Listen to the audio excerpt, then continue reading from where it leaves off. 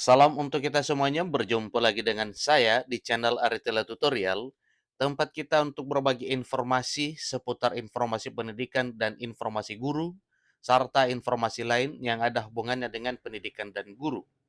Pada pertemuan ini, saya menyapa Bapak Ibu honorer setanah air yang selalu setia melaksanakan tugas tanpa mengenal lelah. Saya yakin bahwa Bapak Ibu honorer selalu dalam keadaan sehat walafiat.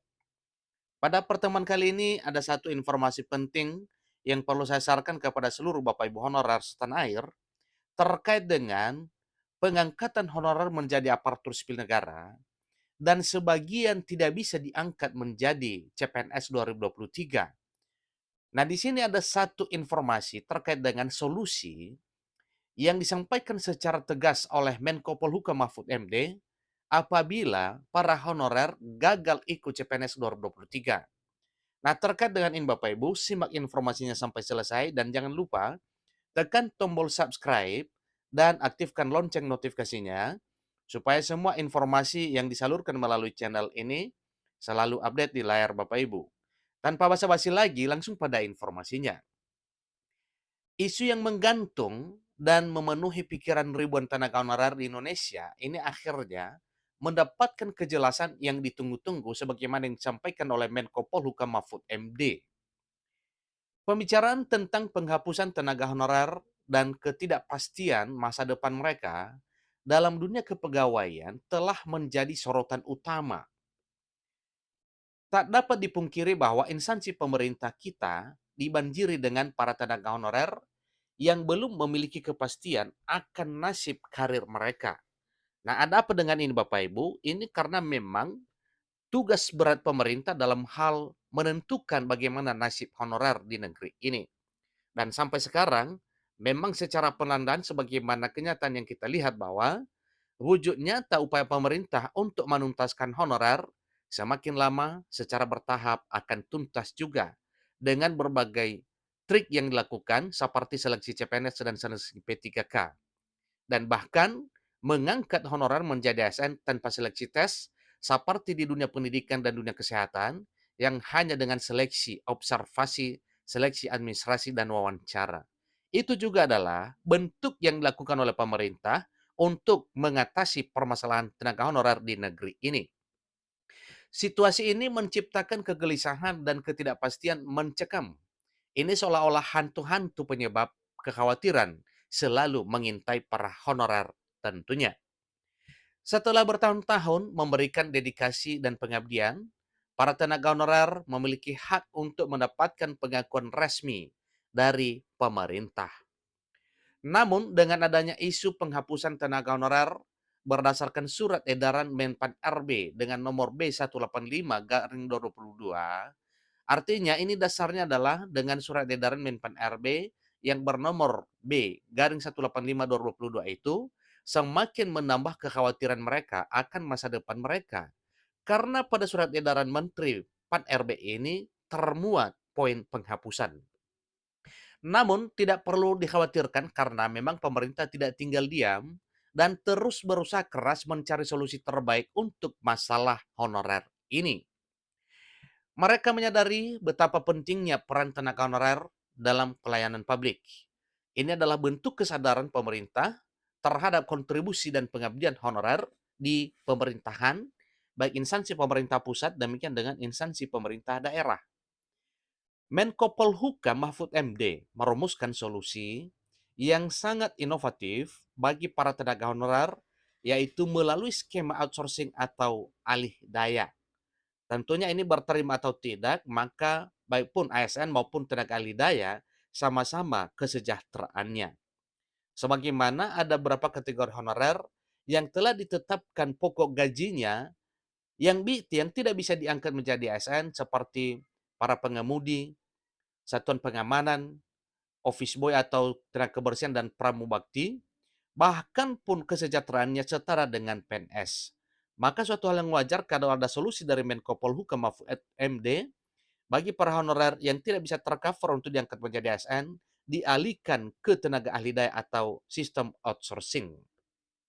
Skema ini dirancang untuk memberikan kepastian hukum, status kepegawaian, dan kestabilan pendapatan bagi para tenaga honorer setiap bulannya. Tenaga honorer kini memiliki harapan besar bahwa pemerintah akan menawarkan solusi alternatif yang lebih baik untuk masa depan mereka kelak ke depan.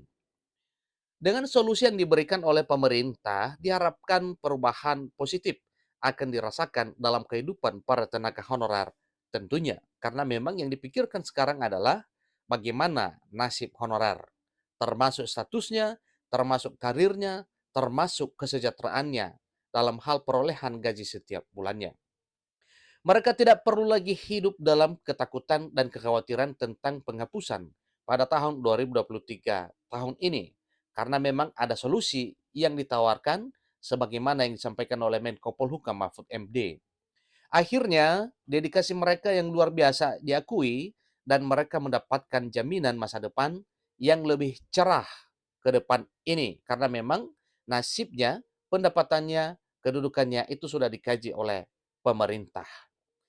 Bersama dengan solusi dari pemerintah, diharapkan kehidupan tenaga honorer juga akan mengalami perubahan positif yang sangat signifikan. Jadi mereka di sini tidak perlu lagi hidup dalam ketidakpastian dan kekhawatiran akan nasib karir mereka ke depan. Dengan adanya jaminan hukum dan status kepegawaian melalui skema alidaya, maka tenaga honorer dapat fokus pada tugas dan tanggung jawab mereka tanpa rasa ancaman. Tidak hanya itu saja, di sini juga disampaikan bahwa pengangkatan tenaga honorer menjadi pegawai negeri sipil juga akan memiliki dampak luas dalam meningkatkan efisiensi dan kualitas pelayanan publik. Sebagai PNS, mereka akan menerima pelatihan dan pembinaan yang lebih intensif, sehingga dapat memberikan pelayanan yang lebih baik kepada seluruh masyarakat Indonesia. Dengan peningkatan kualitas pelayanan publik ini, diharapkan kepercayaan masyarakat terhadap pemerintah juga semakin meningkat. Tentu saja perubahan ini tidak akan terjadi dengan sendirinya. Dibutuhkan kerjasama antara pemerintah, tenaga honorer, dan berbagai pihak terkait untuk mewujudkan rencana ini. Pemerintah harus menunjukkan komitmen yang kuat dalam melaksanakan skema alih daya dan pengangkatan tenaga honorer menjadi pegawai negeri sipil atau menjadi PNS. Di sisi lain, para tenaga honorer juga harus menjaga profesionalisme dan meningkatkan kualitas kerja mereka untuk memperkuat argumen mengapa mereka pantas mendapatkan status kepegawaian yang lebih baik, yaitu PNS atau aparatur sipil negara. Partisipasi aktif masyarakat sangatlah penting dalam mendukung perubahan ini. Dukungan dan pengertian yang diberikan oleh masyarakat kepada tenaga honorer akan memberikan dampak yang signifikan bagi mereka tentunya. Artinya, ada dampak signifikan bagi tenaga honorer ketika hal ini nantinya sudah diangkat menjadi aparatur sipil negara. Jadi masyarakat diharapkan ini dapat menghargai serta memberikan pengakuan atas dedikasi dan kontribusi yang telah ditunjukkan oleh para tenaga honorer selama ini, baik di instansi pemerintah pusat, demikian dengan instansi pemerintah daerah. Dengan saling mendukung, kita dapat menciptakan lingkungan yang inklusif dan adil bagi semua tenaga honorer di Republik Indonesia. Selain itu, para tenaga honorer juga perlu terus meningkatkan kualitas diri dan pengetahuan mereka dalam perjalanan menuju pengangkatan sebagai pegawai negeri sipil. Hal ini dapat dicapai tentunya ini melalui partisipasi dalam pelatihan, kursus, atau program pendidikan yang relevan dengan bidang pekerjaan mereka masing-masing. Dengan memiliki kompetensi yang baik, mereka akan semakin siap menghadapi tantangan dalam menjalankan tugas sebagai pegawai negeri sipil di masa depan. Jadi, keputusan untuk mengangkat mereka sebagai pegawai negeri sipil adalah langkah yang tepat untuk menghormati dedikasi dan pengabdian mereka sepanjang waktu. Dalam menghadapi tantangan yang akan datang, pemerintah diharapkan tetap komitmen dalam memberikan kepastian karir bagi tenaga honorer. Langkah-langkah konkret seperti pengangkatan sebagai PNS adalah bukti nyata bahwa pemerintah mengakui peran dan kontribusi mereka dalam pelayanan publik. Demikian informasinya Bapak Ibu. Semoga informasi ini menjadi bagian dari Bapak Ibu, dan semoga impian Bapak Ibu honorer untuk diangkat menjadi pegawai negeri sipil bisa tercapai di tahun 2023 tahun ini. Demikian informasinya, sampai ketemu pada informasi berikutnya. Terima kasih.